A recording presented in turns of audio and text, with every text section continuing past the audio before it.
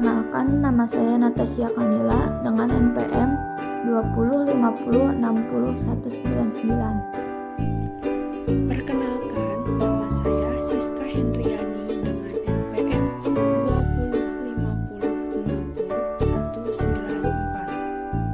2050606194. Perkenalkan, nama saya Aldea Rizky Nuzara dengan NPM 2050602008. Perkenalkan, nama saya Sarah Andida Putri dengan NIM 2050606186. Nama saya Jahra Padilah, NPM saya 2050600200. Penulisan singkatan. Menurut KBBI, singkatan itu merupakan hasil pemendekan dari suatu istilah berupa huruf atau gabungan huruf.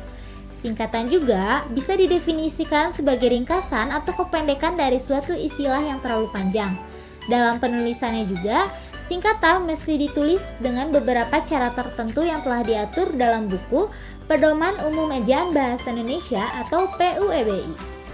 Nah, bisa dilihat di halaman 26.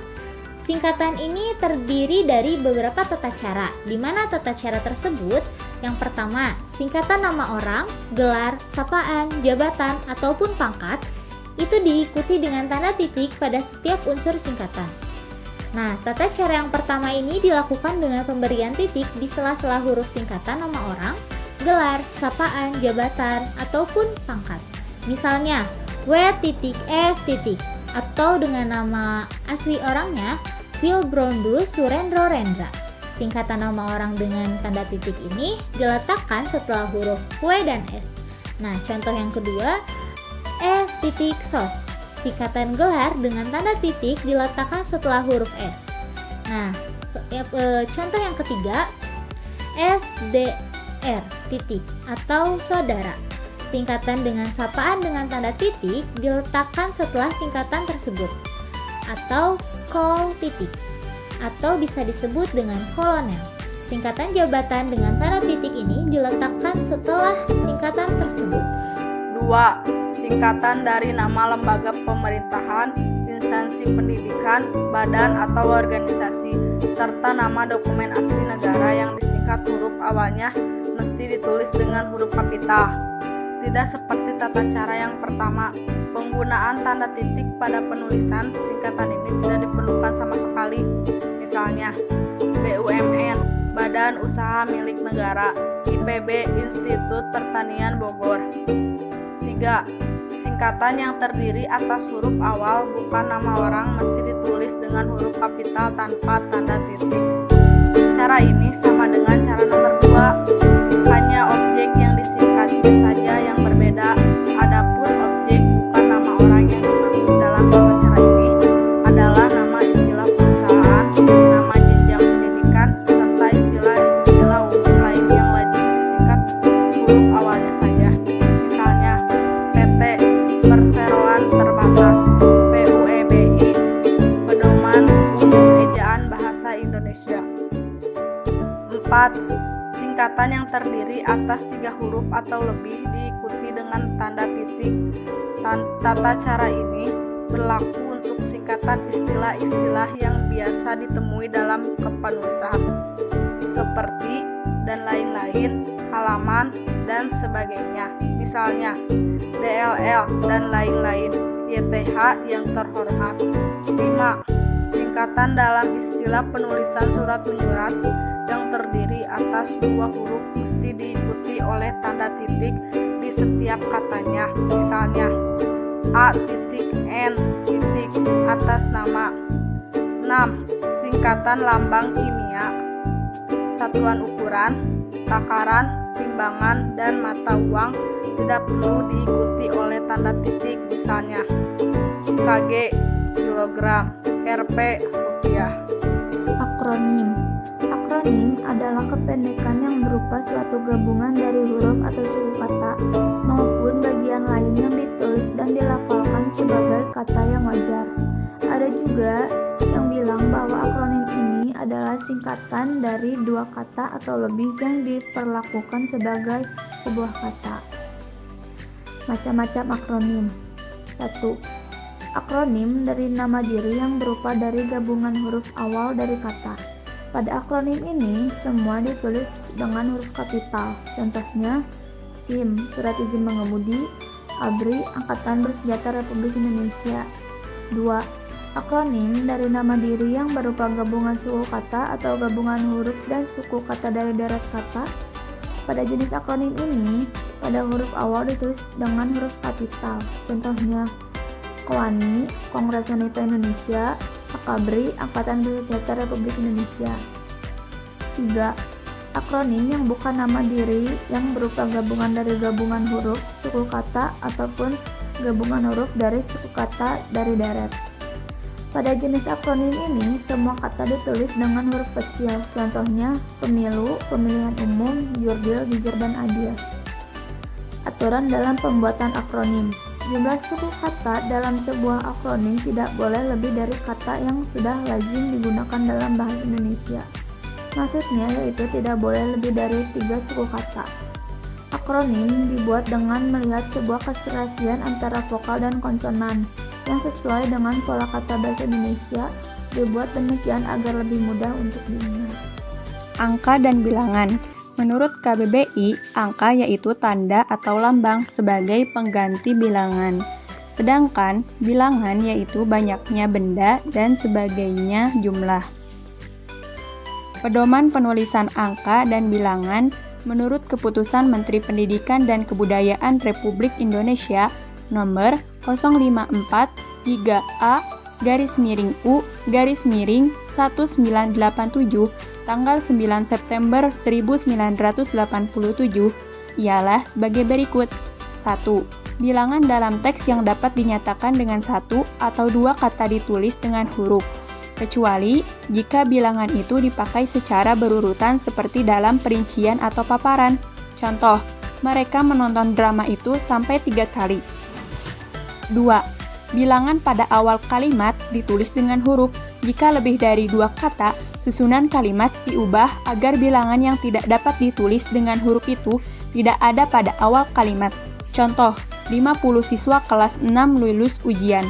Yang harus dihindari ialah angka 50 siswa kelas angka 6 lulus ujian. 3. Angka yang menunjukkan bilangan utuh besar dapat dieja sebagian supaya lebih mudah dibaca. Contoh, perusahaan itu baru saja mendapat pinjaman 550 miliar rupiah. 4. Angka digunakan untuk menyatakan ukuran panjang, berat, luas, dan isi satuan waktu, nilai uang, dan jumlah. Contoh, 0,5 cm. 5.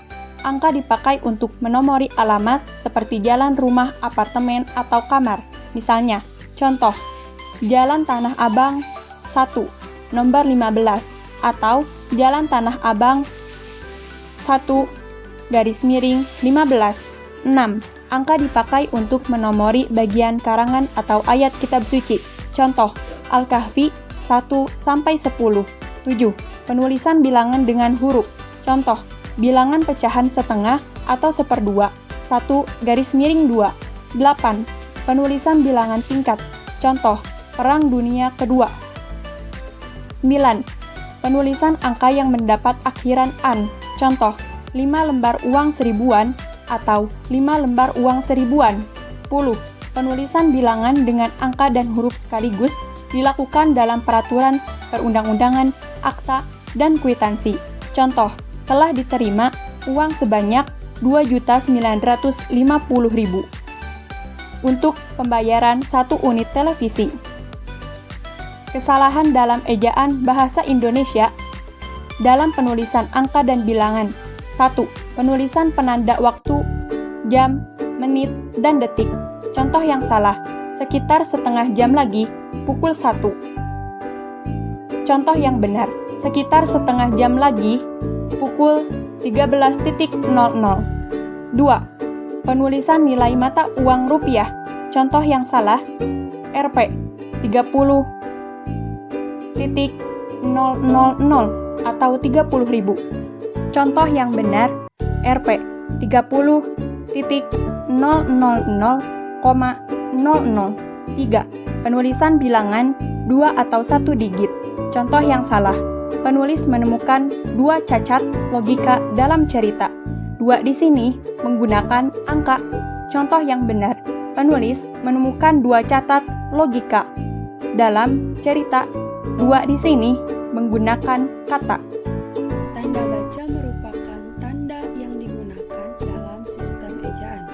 Biasanya, tanda baca ini dilambangkan dengan simbol yang berbeda-beda. Selain untuk menunjukkan tata kata dan struktur pada suatu tulisan, tanda baca juga berfungsi sebagai tanda jeda dan mengatur intonasi saat kita membaca. Penulisan dan penggunaan tanda baca yang benar. Pertama, tanda titik. Tanda titik digunakan untuk mengakhiri singkatan yang belum resmi. Contohnya, tanda ini ditaruh setelah yang merupakan singkatan yang terhormat, HLM, yang merupakan singkatan dari halaman, ataupun A.M, yang merupakan singkatan dari atas nama. Kedua, tanda tanya. Tanda tanya berfungsi sebagai penunjuk kalimat tanya. Tanda tanya kerap menggantikan posisi tanda titik di akhir kalimat. Hanya saja, tanda titik tidak lebih mengarah pada kalimat pernyataan. Tanda tanya cenderung mengarah pada kalimat yang bersifat pertanyaan. Ketiga, tanda seru. Tanda seru membentuk sebuah kalimat menjadi bersifat perintah atau seruan. Akan tetapi, penggunaan tanda seru bisa berfungsi untuk menegaskan, mengarah, mengajak, atau mempengaruhi seseorang. Tanda koma. Fungsi dari tanda koma yang cenderung ditemukan dalam percakapan atau kalimat sehari-hari menjadi perinci dalam sebuah kalimat yang memiliki subjek, objek, maupun keterangan yang lebih dari dua. Pemakaiannya selalu berada di akhir kata yang dirincikan, khusus pada kata terakhir. Pastikan tanda koma berada sebelum dan maupun atau yang menjadi kata hubung. Contohnya, ibu membeli ayam, telur, sayuran, dan bumbu dapur di pasar. Tanda titik dua dipakai untuk membatasi antara sebuah keterangan dengan rinciannya. Contoh, menjelang tahun ajaran baru, ibu sibuk membelikan kamu perlengkapan sekolah, titik dua, seragam, sepatu, peralatan tulis, juga tas. Tanda titik koma.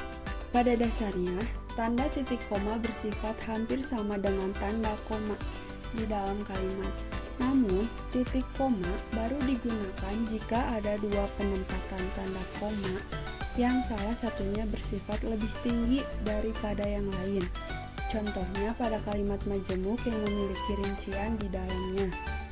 Contoh, sebelum pergi berlibur, titik koma, aku sudah menyiapkan berbagai perlengkapan yang dibutuhkan, mulai dari pakaian, tiket hotel, kamera, sampai peralatan mandi. Tanda hubung. Tanda hubung ini termasuk yang sering dijumpai dalam kalimat sehari-hari. Contohnya, anak-anak bermain di taman hingga menjelang senja. Tanda pisah. Tanda pisah sepintas sama mirip dengan tanda hubung. Hanya saja bentuknya lebih panjang, namun penggunaannya berbeda. Seperti fungsi tanda koma, tanda baca ini yang digunakan sebagai pengapit keterangan tambahan dalam sebuah kalimat. Contohnya, acara perpisahan pada malam itu berlangsung pukul 20.00 sampai dengan 23.00.